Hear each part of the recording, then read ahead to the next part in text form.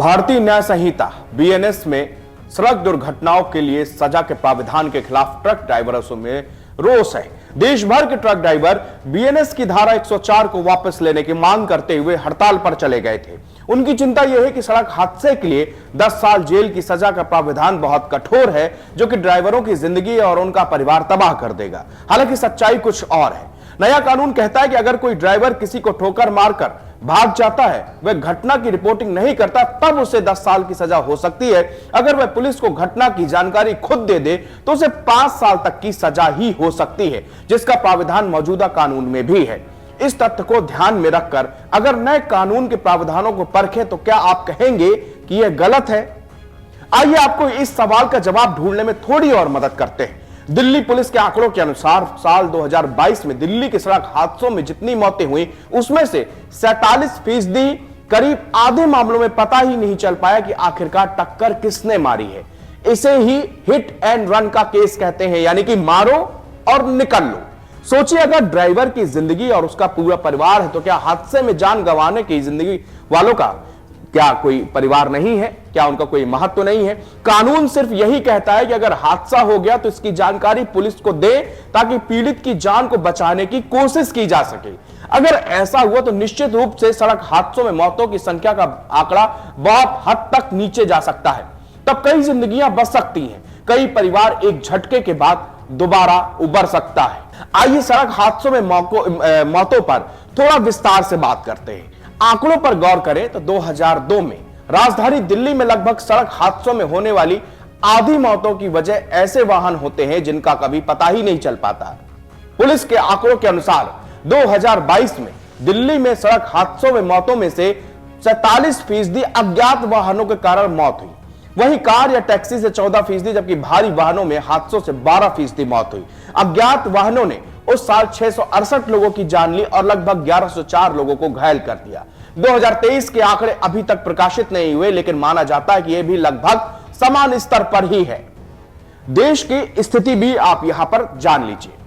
अब जरा पूरे देश का हाल देख लें।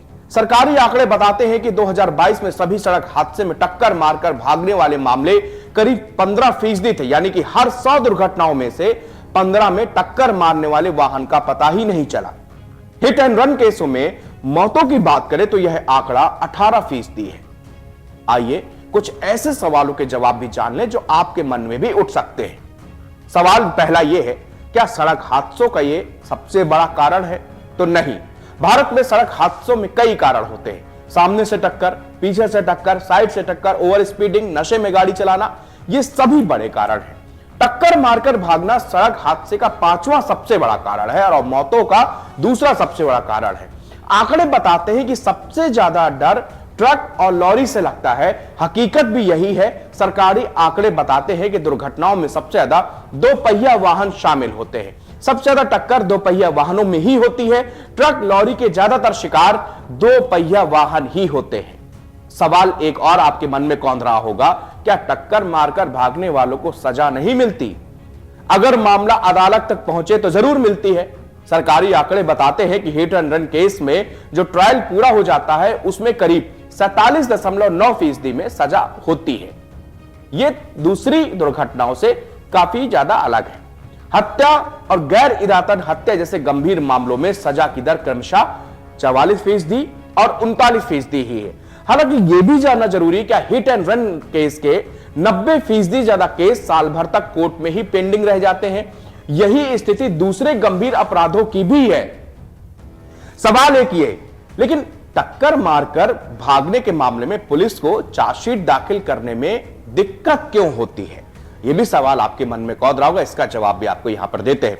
सरकारी आंकड़े बताते हैं कि 2022 में हिट एंड रन के जो मामले पुलिस ने सुलझाए उसमें से सिर्फ 66.4 में ही चार्जशीट दाखिल हो पाई। यह दर हत्या के मामलों में 81.5, गैर इरादतन हत्या में 84 और दूसरी दुर्घटनाओं में 89.6% से कम है। टक्कर मारकर भागने वालों के मामले में चार्जशीट न बनने का सबसे बड़ा कारण सबूत ना मिलना होता है। पुलिस को भले ही लगे कि मामला सही है, लेकिन अगर सबूत ना हो तो वो चार्जशीट दाखिल नहीं कर सकती। 2022 में ऐसे मामलों का प्रतिशत 28% था, जो दूसरी दुर्घटनाओं के मुकाबले काफी ज्यादा है। सवाल यह है कि हिट एंड रन केस का पता लगाना बड़ी चुनौती है।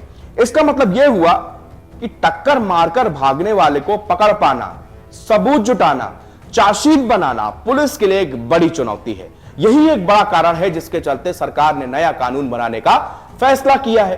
पुलिस का कहना है कि नंबर प्लेट खराब या धुंधला हो तो वाहन का पता लगाना भी मुश्किल हो जाता है। ऊपर से प्रत्यक्षदर्शी भी पुलिस को जानकारी देने से हिचकते हैं। वैसे भी हिट एंड रन केस के ज्यादातर मामले रात में होते हैं, जब प्रत्यक्षदर्शी वहां पर कम ही होते हैं। सड़कों पर सीसीटीवी कैमरों की कमी से जांच और भी ज्यादा यहां पर मुश्किल हो जाती है। ये तमाम सवाल है हिट एंड रन केस में जो बार बार कौंध रहे हैं। आखिरकार बताइए कि इनमें क्या कानून सही है या फिर कानून बेबुनियाद है या फिर कानून की प्रॉपर स्टडी करके उसको नहीं बनाया गया। कहा यह जा रहा है कि सरकार ने कानून तो बना दिया लेकिन विचार विमर्श नहीं किया। इन आंकड़ों को अगर आप देखें तो कतई नहीं लगता कि ये जो कानून है ये किसी भी एंगल से गलत है। लेकिन हां, यह जरूर हो सकता है कि शायद कोई अफवाह या जानकारी में कमी के कारण आज जो देश भर में विरोध प्रदर्शन हो रहे हैं, इसका सबसे बड़ा कारण एक दूसरा कारण और भी सामने आता है, उसका भी जिक्र यहां पर जाते जाते कर लेते हैं। ड्राइवर्स का कहना है कि अगर हम वहां पर मौजूद होंगे तो मॉब लिंचिंग हो जाएगी, अगर हम वहां से भाग गए तो सरकार हमको मार देगी, यानी कि हम दोनों तरफ से फंसे हुए हैं, तो आखिरकार हम ड्राइवरी क्यों करें। तो पहली चीज तो यहां पर यह समझने वाली है कि 10 साल की सजा आपको तब होगी जब आप मार के किसी को बिना इंफॉर्मेशन दिए भाग जाते हैं। पहली चीज, आपको अगर लगता है कि आपकी गाड़ी से किसी को टक्कर लग गई है और उसकी जान चली गई या फिर वो तड़प रहा है या फिर वो घायल है, और आपको लगता है कि अगर आप रुकते हैं और उसको बचाने का प्रयास करते हैं, उसी दौरान आप वहां पर भीड़ इकट्ठा हो रही है, तो आप वहां से निकल सकते हैं। निकलने के बाद आप तुरंत अपने मोबाइल फोन से पुलिस को सूचना दे सकते हैं, नजदीकी थाना में जा सकते हैं, वहां पर गाड़ी खड़ी करके आप बता सकते हैं कि ये जो नए कानून लाए गए हैं इसका सबसे बड़ा मकसद है लोगों की जिंदगियां बचाना। भारत में ढेरों एक्सीडेंट हर रोज होते हैं। भारत एक्सीडेंट के मामले में अव्वल देश है और उसी के आंकड़े को कम करने के लिए सख्त कानून लागू किए जा रहे हैं और उसी के एवज में यह सारा गुस्सा उपज रहा है।